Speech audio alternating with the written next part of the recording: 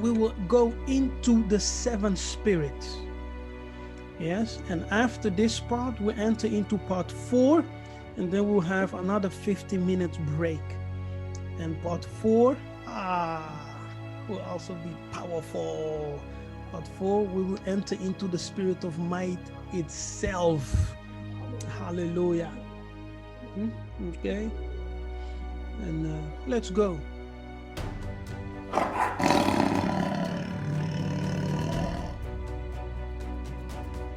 The seven spirits, they stand before the throne of the Most High. And they are spirits that serve before him with the 24 elders and the living creatures. Yes, that's Revelation 1:4, Revelation 4:5, and 5:6. Let's read them. Let's read all of them, all 3 of them. Let's start with Revelation 1, verse 4. All right, Revelation 1:4. Yes. John, to the 7 churches which are in Asia, grace be unto you and peace from which is, and which was, and which is to come, from the 7 spirits which are before his throne. Hallelujah. So you see, the 7 spirits are before the throne. They are part of the circle of Yakongo. They are part of the council of heaven. So the 7 spirit, when John saw them, they were like fires, you know, like, what was it? Hoe zeg je ook alweer een fakkel? Torches. Yes, they were like torches. Yes, that was just a representation, but they look like Muntu. Do you hear me? The 7 spirits, they look like Muntu. To understand this, you must read Ezekiel 2. Read Ezekiel 1 and 2, the whole chapter, and you will see that beings, Ezekiel talks about beings of fire who look like Muntu before the throne. Yes, so the 7 spirits are also spirits of fire, and they stand before the throne. Before the throne. And they sit with the 24 elders and the living creatures. And they are surrounded with the seraphim and with the angels of sanctifications, yes, and the archangels around them. Revelation 4 and 5. And out of the throne proceeded lightnings and thunderings and voices. And there were 7 lamps of fire burning before the throne, which are the 7 spirits of Hallelujah. God. Out of the throne went forth lightning and voices. Can you just imagine that? Okay, just imagine that. Out of the throne coming lightning and voices. Whose voices are that? Who is speaking? The Most High is not speaking, but voices are coming out of the throne. Voices, multiple thousands of voices just coming from the throne. Powerful, and lightning, thunder, because the voices, they sound like thunder. Okay, so you see the lightning and you hear the thunderous voices. These are not high-pitched voices like Michael Jackson. You know? No, these are not high-pitched voices, but heavy voices, thundering voices that shake. Voices and lightnings coming forth. And before the thrones are the 24 elders sitting on thrones of their own. Yes. And the living creatures. And then you have the torches, the 7 torches. which represents the 7 spirits of fire. And it tells you what the lamps are. The lamps are torches. It tells you these are the 7 spirits. You understand? So you must not confuse the torches with the candlestick, the menorah. That's why I said earlier, the candlestick are not the 7 spirits. The candlestick is the congregation, the churches of Revelation, the 7 churches, not the 7 spirits. The 7 spirits are the torches. Yes, the lamps. Those are the 7 spirits.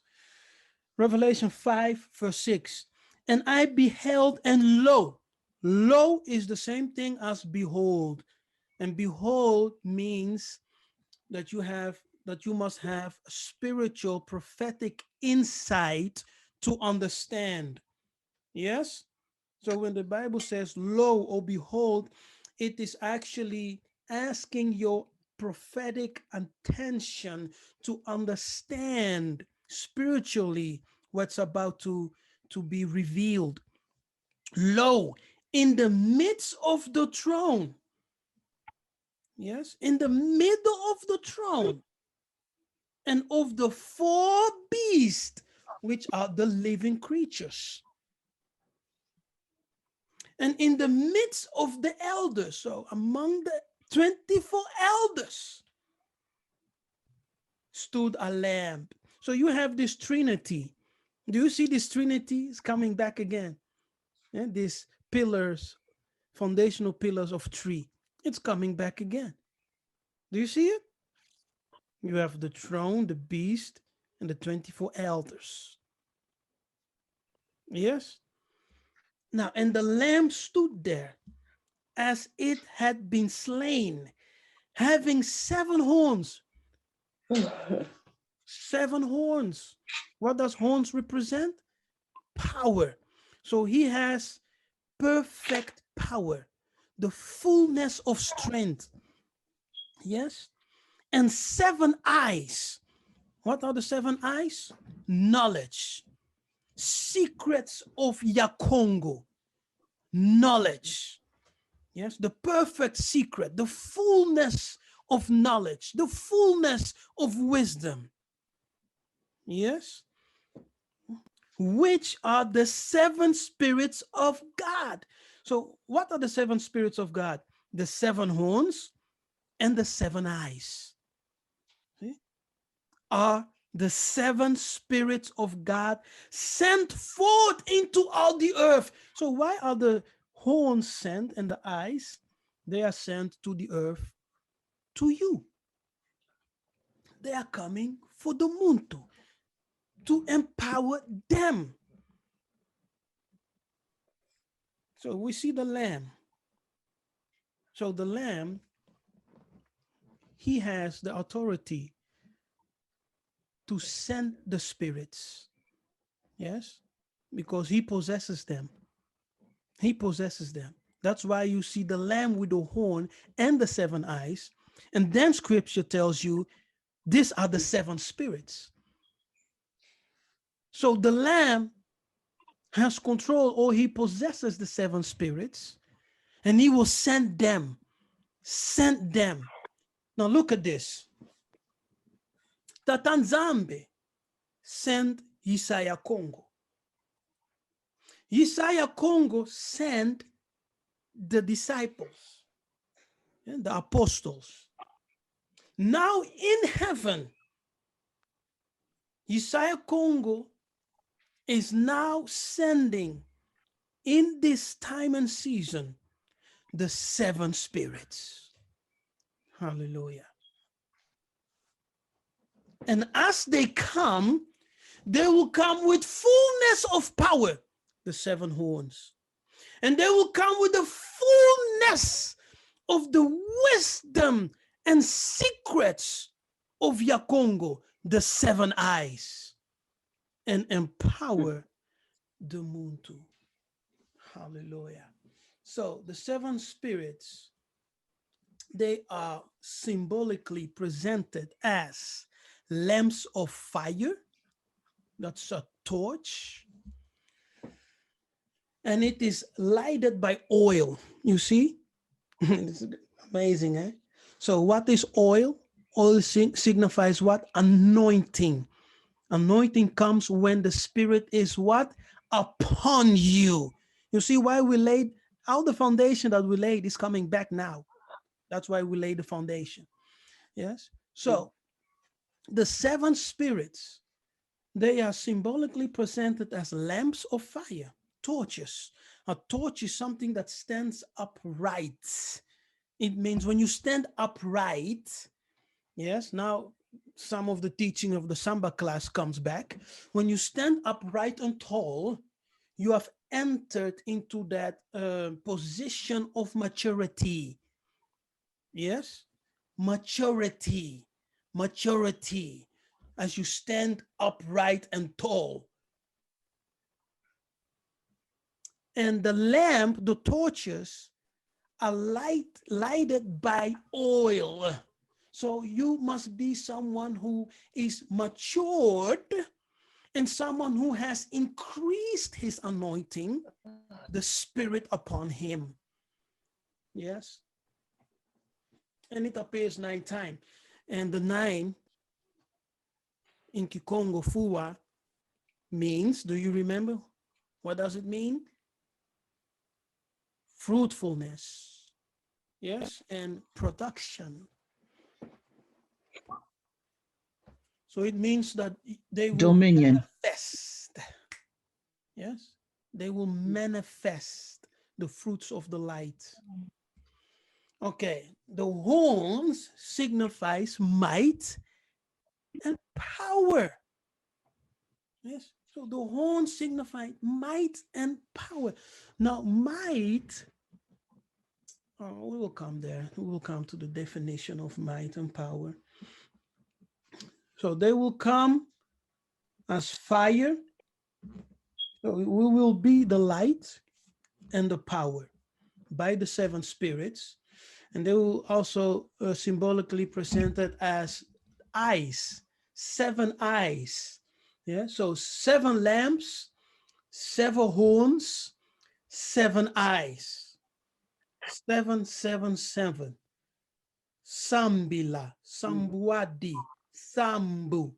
7, Zambila, which talks about the union, becoming one with a Congo. So it brings us back to John 17, when Yiseka'yah prayed a prayer and he said, Tatanzambe. Hallelujah. I pray that we are all one, like I am one in you, that they, the disciples, the saints, be one in us. That is Sambila, the perfect harmony. Okay? So 7, 7, 7 lamps of fire, 7 lamps of fire, 7 horns, 7 eyes. And the eyes metaphorically speaks of the mind, the faculty of knowing, yes, being enlightened to receive the secret knowledge of Tatanzambi, to be initiated in his circle. And the circle signifies power, the realm of power in the throne room. Then I saw a lamp. Oh, we have read this already. But the emphasis here is on sent. They were sent. Yes.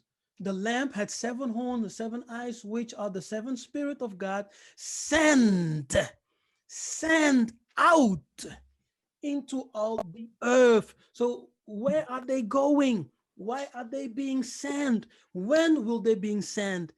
In the last days, and we are living in that time. This is the time and season that Tatanzambe is sending out into all the earth. Now, into all the earth means that he's going to all the 4 corners.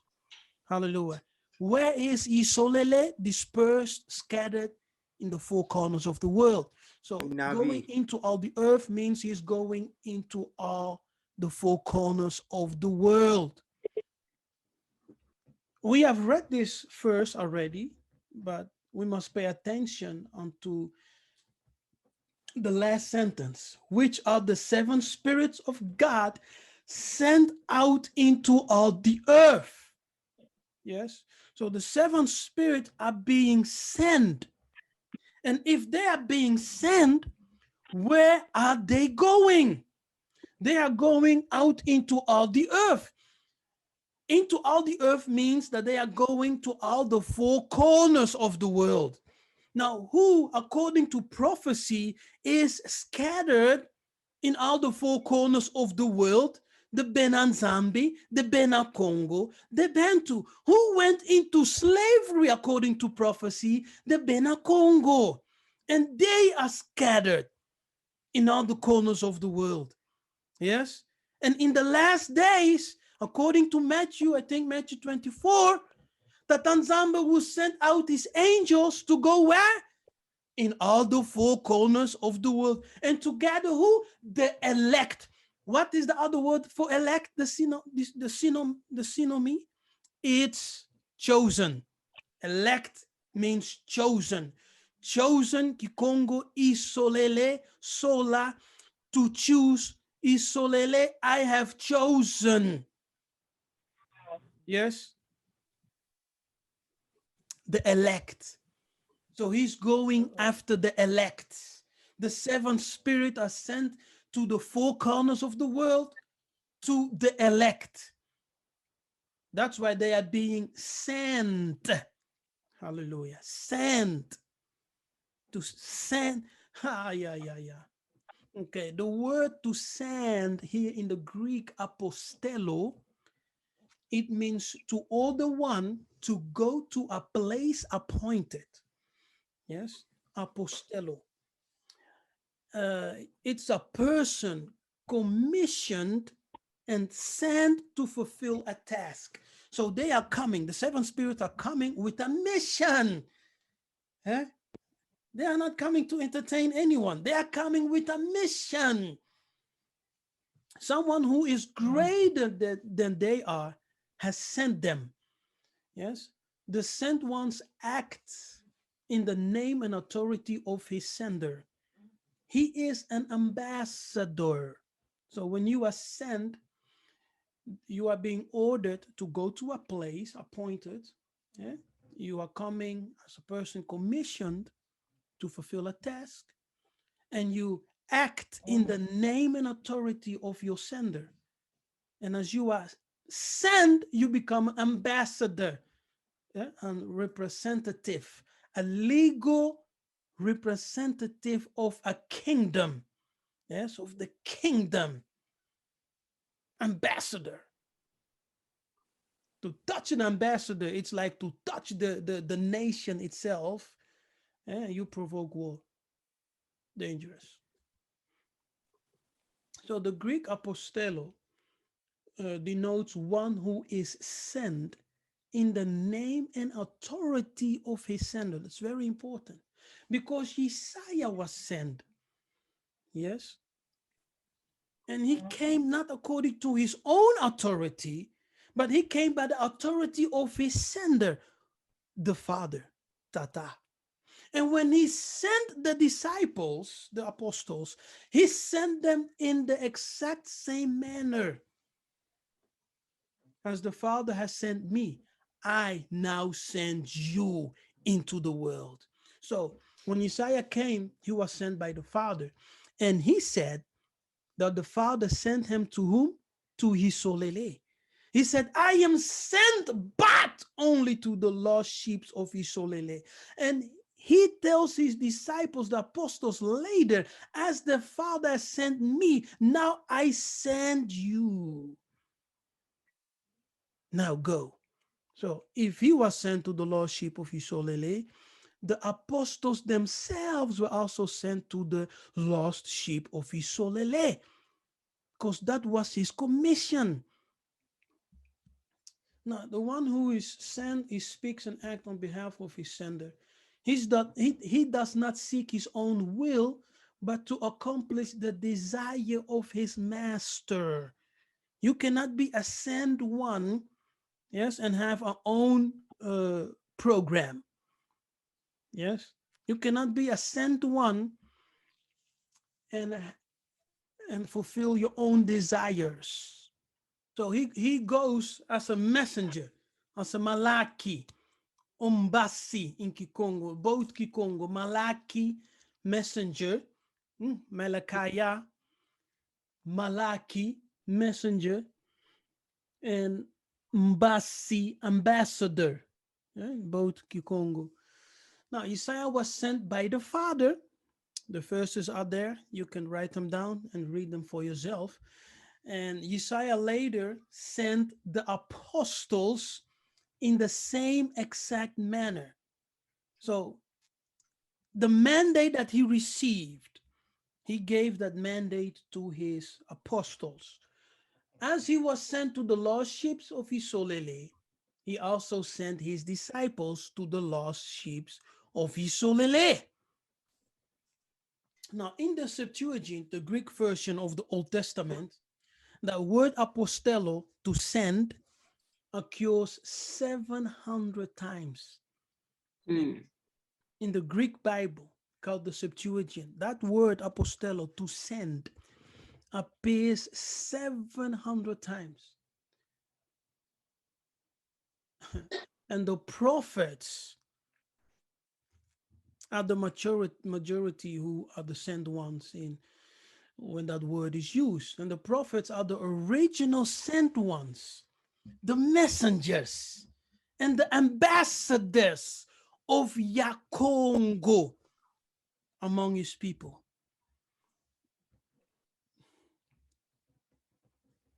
Yes, and they were sent to the house of Isolele as messengers, ambassadors, to represent him and to speak and act in his name. So to receive a prophet, it's like receiving God himself. Yeah. So to offend a prophet, it's like offending his sender, his master, because they represent the one who sent them. They are coming as ambassador. They are coming as a representative.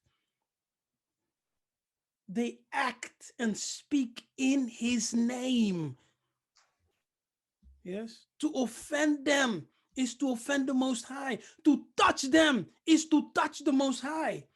And that's the reason it is written, do not touch my anointed ones and do not harm my prophets, because they are the ambassadors who represent the king, the one who sent them to you, Yusolele.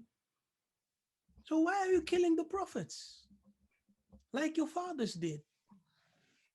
It has to stop.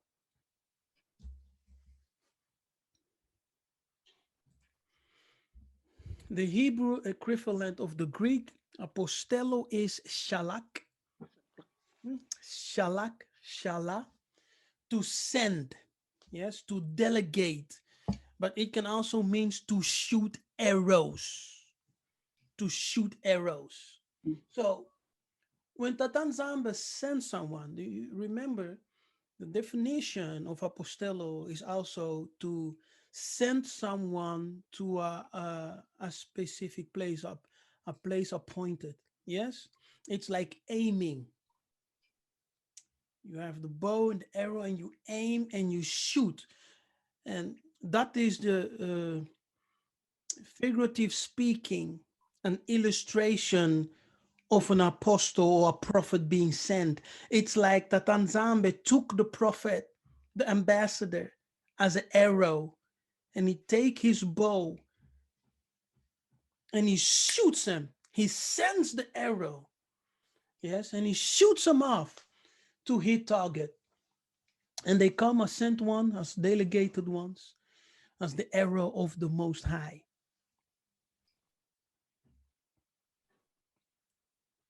Now, a bow has two purposes. Yes, bow and arrow have two purposes. Like the sword has two purposes. Yes, both of them can be used for warfare. Yeah, warfare and defense, protection.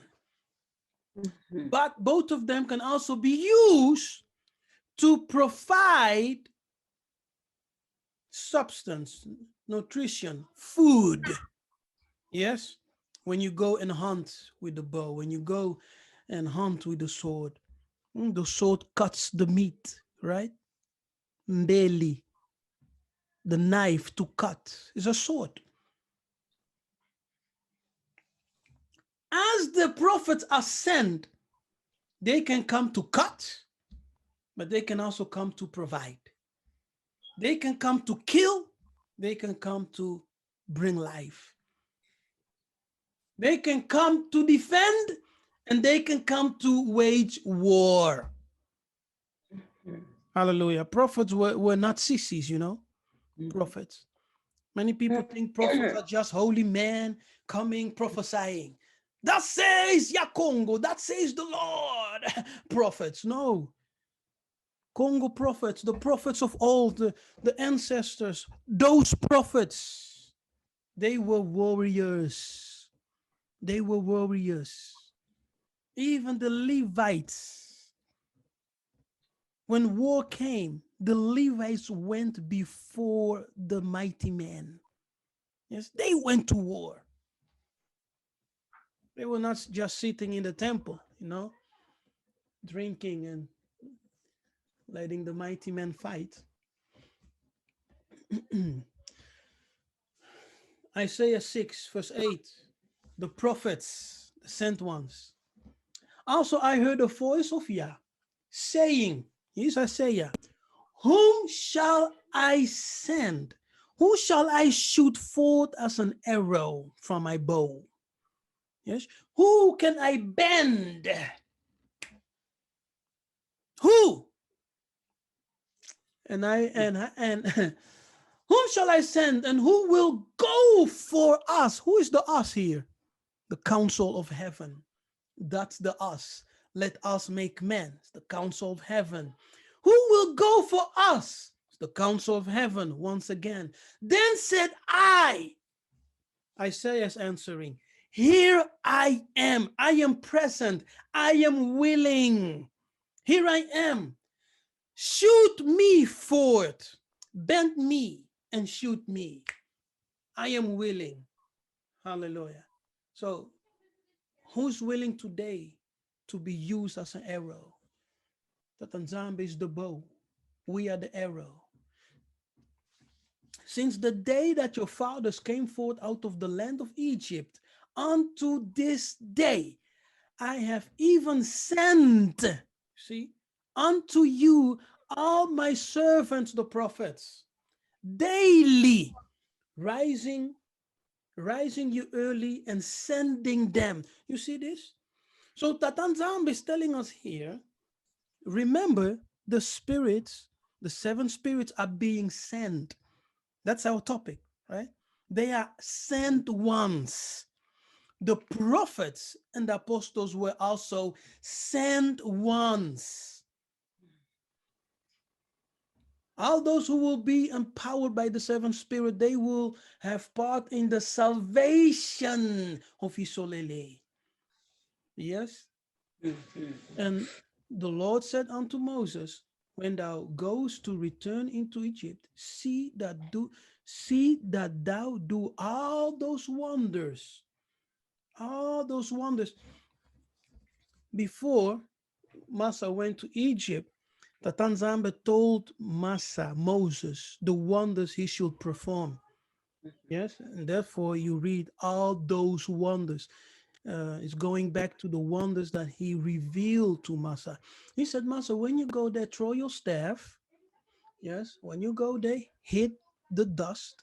When you go there, hit the Nile. When you go there. So he revealed to Massa the things that will happen and take place. So he tells him here, all those wonders, make sure to perform all those wonders before Pharaoh, which I have put in thine hand. Now, which I have put in thine hand means I have given you power and authority to perform all those wonders. And as the seven spirits will come and empower you, you will have power and authority given from the Most High to perform all his powers. Might. And Massa delivered the Bantu through the spirit of might, the miraculous, and the miraculous. Hey, the miraculous. It touches both planes of reality. When we talk about the miraculous, in Christianity mindset, the miraculous is just you have received a prayer and something supernatural happened. No, it's more than that, because the miraculous is the spirit of might. Remember, healing, workings of miracles, and faith are connected with the spirit of might. You remember? We laid the foundation. Do you remember? So the miraculous is power manifestation of the spirit of might, and it touches both realities of existence, the spiritual and the physical. Like I said, in this last day, the spirits of the prophets are coming. Yes? Like we have seen, that spirit was upon Elijah. Spirit of Moses is also here, because the spirit of Moses is reminding us the importance of living your life according to the divine principles, which we call the law. Yes. So people talking about the law is because of the spirit of Moses. People talking about connecting with your ancestors is the spirit of Elijah, and that spirit is upon me. So the seven spirits works in pairs of two. The spirit of Yah stands in its own class. Yes, the spirit of Yah, that is the spirit upon, the spirit that rests, the spirit that abide in you. Yes, he has his own class. And then we have the spirit of wisdom and understanding. They work together. See, they work in pairs of two. Now, the spirit of wisdom and understanding, also called revelation in Ephesians 1:17, they work together. And then you have the spirit of counsel and might. Yes, they also work together. And then you have the spirit of knowledge and fear. They also work together. Now, this last one is also very interesting. Knowledge and fear of Yah working together, because knowledge has nothing to do with information. That's what you might think. Oh, okay, to have knowledge of his scripture, to prove yourself one who has studied blah, blah, blah, etc. That's not it. Knowledge here has nothing to do with information that you have gained from books and from study. Knowledge here talks about intimacy, zambila, bumoko, bumosi, oneness with the Most High.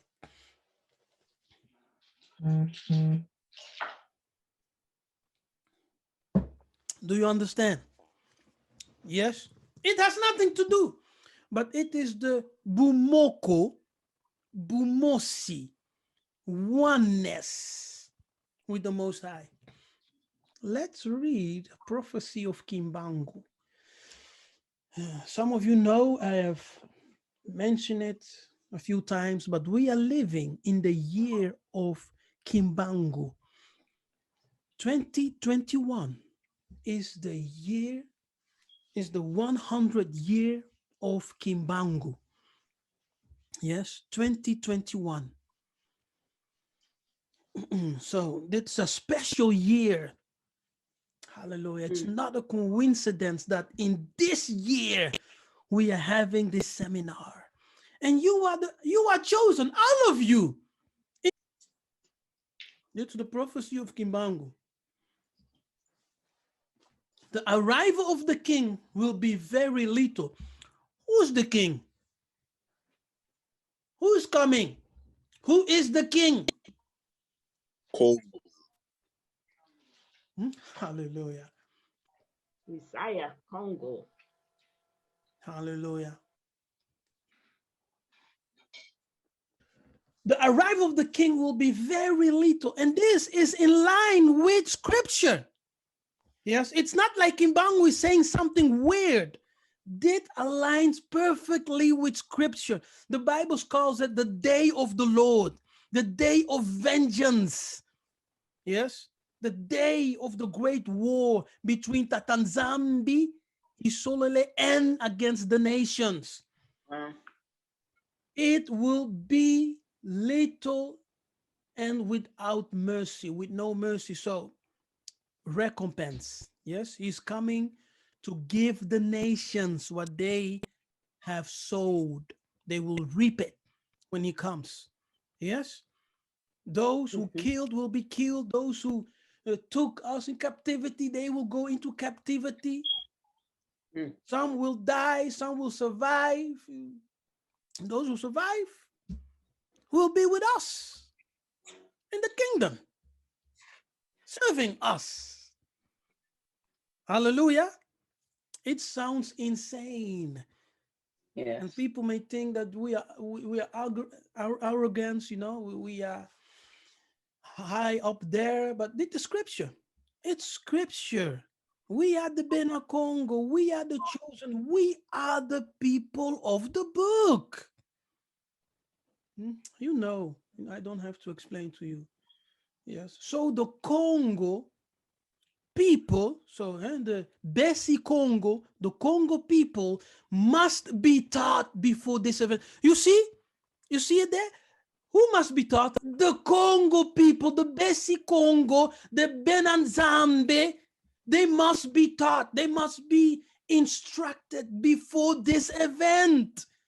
And that is the spirit of Elijah that rests upon me and upon many other people who are teaching, hallelujah, and who are preparing an army for Zambia, Congo.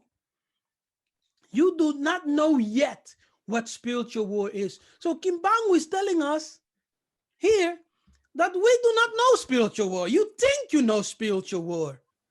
Eh? You think, he said, you do not know. When the Congo people begin to free themselves, any country that dares to attack the Congo will be submerged beneath waters. KiMbangu. Bangu bangu. Hallelujah. Eh? Our own. We must know our prophets, people. Billy Graham is great, you know. Benny Hinn, okay, great. You know, and all those other ministers, okay. But where are the Congo prophets? Hallelujah. Hallelujah. The Bena Congo, who split sea, who split rocks, who spit fire, who call upon angelics. We are here. We are coming. We are here. We are being revealed. We are here. Hallelujah. So he connects attack and warfare with what? Spiritual war. Why? Because everything begins in the spiritual first before it manifests in the material physical world. So you think you know spiritual war, but you don't really. Because in spiritual war, you wage war against nations. not against spirits. Mm. Hallelujah. Hallelujah. Hey. In spiritual warfare, you are not fighting spirits. You are fighting against spirits that control nations. Therefore, in this day, the days are coming that Tatanzambe by his spirit will begin to teach the Besi Congo, the Bana Congo, real spiritual warfare. And I had this vision. In this vision, I was in a spiritual warfare, but not spiritually. You understand? Not in a spiritual level, like I left my body and my body was there and it was just like in a set of a vision. No, I was there in the spirit, physically, totally clothed with the armor of Yah, fighting with the angelics in that vision. Hallelujah. And that is the spiritual warfare that we will enter. We will fight the spirits that control nations. And the nations that dare to attack the Congo will be submerged beneath waters. They will be judged because of the powers that the Bena Congo will manifest. We have not fully known the power of those who are sent, the sent ones, the powers of those who are bend and shoot out like arrow, the sent ones of the Tanzambi.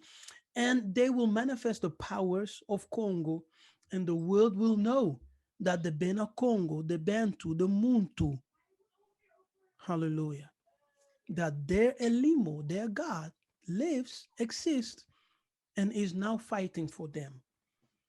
Yes, that's what's coming. Now let's listen to this audio. The Black Jesus story. The Black Jesus story was probably one of the most shocking things I ever heard. It came from my insider Jacob, I call him that in the book, who actually was working for the Rothschilds and still does, and also is a whistleblower who doesn't really do what they want, but continues to work for them because he feels like there's some very serious extraterrestrial threats to Earth, and that what they're doing is very necessary to protect us. Okay, so this guy, they are talking about an extraterrestrial threat that is coming. Yes, and that the governments of the world, especially America, are doing their best to protect us. Yes, and it is coming from a deep source, one who deals with the Rothschild family, you know, the people who rule the world. Let's continue. So the story goes that in the 1960s, there was a black man in Africa who came in with abilities complementary to those of Jesus. And he was performing miracles. He was starting to get people to listen to what he had to say. And the cabal tried to kill him. And, you know, they could shoot him in the head and his skull would just regenerate and the flesh would grow back and he was fine. And, you know, so the crazy story that I heard, which, and remember, I was told at the time that if I disclosed this, that I would be killed. And I ended up putting it in the book anyway. The story was that this guy, you know, they finally said, okay, we're going to bring you to the United Nations and share your message with the world. Let's get you on this flight. They bring him on this flight, and instead of bringing him to the United Nations, they shot him repeatedly, and then actually had some kind of meat grinder device, and basically like a bandsaw, I guess, and sawed up his body into a whole bunch of pieces, put him in these three very like radioactive shielded containers, and then had all these fighter jets dock with the plane and fly his body parts to all corners of the world, where then these containers turned them into ash. And they thought that maybe this would keep his body somehow. The tissue was necessary So if they destroyed all the tissue in all these places across the world, maybe they could defeat him. Well, he then regenerated in their offices and was fully fine, fully intact. But the sad part is that he said, you guys so badly do not want me to be here that I am not going to be able to do any more. You're going to get what you want, but bear in mind that in the future, many others like me will be coming, and when they do, you will not be able to stop us. Wow. Wow. Well, that is all I know. right. Unfortunately, there's nothing more to the story than that. Incredible. But it is an incredible story. Incredible. Let's go to wild card. Thomas, right here. Incredible. What an incredible story. So they were talking and hallelujah. They were talking and conversing with one another. And this one was, bringing revelations, hidden truths. And he was talking about this program that they have to protect themselves against extraterrestrial threat. And that this man called Simon Toko was considered an extraterrestrial threat. And they leveled him in the same level as Jesus, doing miracles and crazy things. All right. And in the conversation, they talk about that they took Simon Toko, they put him in a plane, they shot him multiple times, and the bullet just came out of his body like Wolverine, just comes out of his body, and he's all right. Yes, he had regenerative powers to heal himself. Crazy. So they decided then to kill him, to cut his body into pieces, to throw it in radioactive containers, and to spread his ashes all over the world. But he still came together. Yeah? And that is the story that these two Mundele people are this. Hallelujah. And when he was fine and well, Simon Toko told them, there's nothing I can do for you anymore. See, he wanted to save them, you see. That's why KiMbangu said, it will be lethal and with no mercy. You see